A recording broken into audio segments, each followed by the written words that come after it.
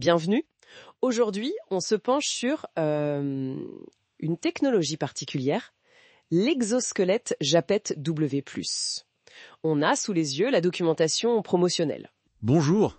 L'idée, c'est de décrypter un peu ce qu'elle nous dit, ce qu'elle promet, et pour qui elle est pensée. Oui, et c'est un sujet important. Le mal de dos au travail, les lombalgies, les TMS comme on dit, c'est un vrai fléau, tant pour la santé des gens que pour l'économie. Absolument. Alors, voyons comment cet exosquelette est présenté comme solution.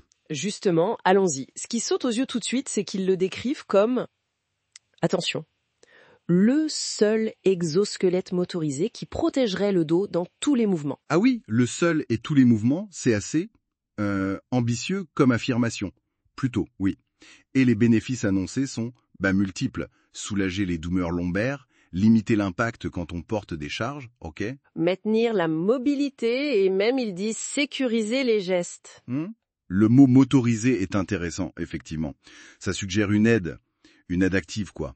Pas juste un corset passif. C'est ça. L'appareil ferait une partie du travail, si on comprend bien leur argumentaire. Et ils ajoutent aussi qu'il est cliniquement prouvé. Oui, j'allais y venir. Cliniquement prouvé, léger, compact, rapide à mettre. Bon, ça, c'est un peu les arguments classiques pour ce genre d'équipement, non ? Pour que ce soit accepté. Exactement, ce sont des facteurs souvent décisifs pour l'adoption sur le terrain. Si c'est lourd ou compliqué à mettre, personne ne l'utilise. Logique. Et alors ? Cliniquement prouvé. Ça, c'est noté. Mais est-ce qu'il dit pour qui exactement ? Pour quel type de poste ? Alors oui, la documentation cible clairement des postes considérés comme ayant de fortes contraintes. D'accord. Par exemple, dans l'industrie, ça peut être un technicien, un ouvrier sur une chaîne, en logistique, en maintenance, même un ingénieur apparemment. Ah oui, large. Dans l'agroalimentaire aussi. Il cite l'employé de chocolaterie, le confiseur, le traiteur, le viticulteur, l'agriculteur, même en chocolaterie. Tiens donc. Oui. Et puis, bien sûr, la manutention, plus classique, préparateur de commandes, magasinier, emballeur. Ok, donc un spectre assez large, mais toujours avec ce fil conducteur des fortes contraintes. C'est ça. Et l'intégration, comment ça se passe concrètement dans une entreprise ? C'est simple ? Alors, d'après un témoignage qu'il cite, non, ce n'est pas juste « tenez, voilà l'appareil ». Il y aurait un protocole d'intégration Japet. Un protocole ? Oui. L'idée, ce serait d'accompagner la mise en place, de former les équipes pour faciliter l'adoption, quoi. C'est souvent là que ça coince avec les exosquelettes. Oui, j'imagine. D'ailleurs, ils mettent en avant des témoignages clients. Un de SMR Industries qui dit que ça permet de travailler en sécurité tout le temps. Un autre de chez BUT qui insiste sur l'importance de préserver nos collaborateurs. Bon, c'est positif, bien sûr. Oui, Mais ça reste de la communication d'entreprise, on est d'accord.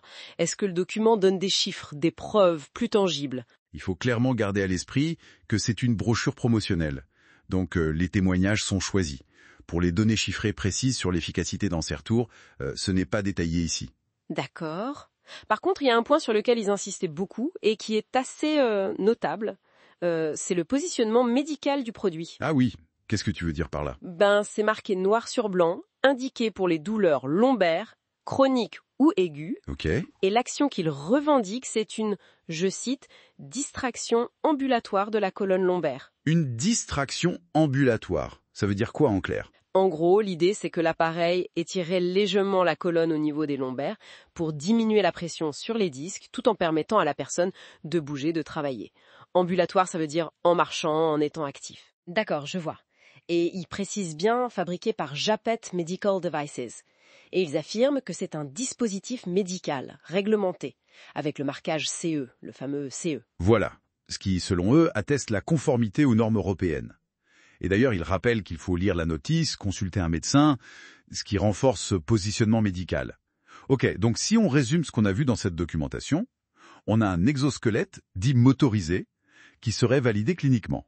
Selon eux, oui, destiné aux travailleurs qui ont des tâches physiquement exigeantes, dans pas mal de secteurs différents, et avec cette forte revendication médicale pour soulager le dos. C'est tout à fait ça.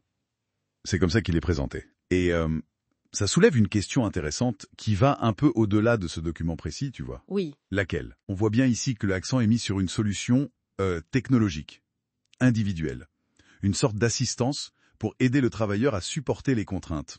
Une approche corrective, en quelque sorte. Exactement. Et la question qu'on peut se poser, c'est comment cette approche centrée sur l'individu et la technologie d'assistance s'articule-t-elle avec la prévention primaire?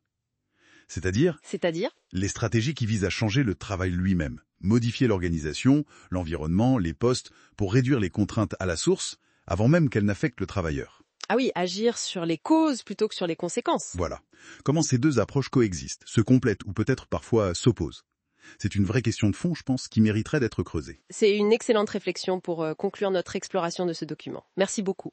Merci à toi.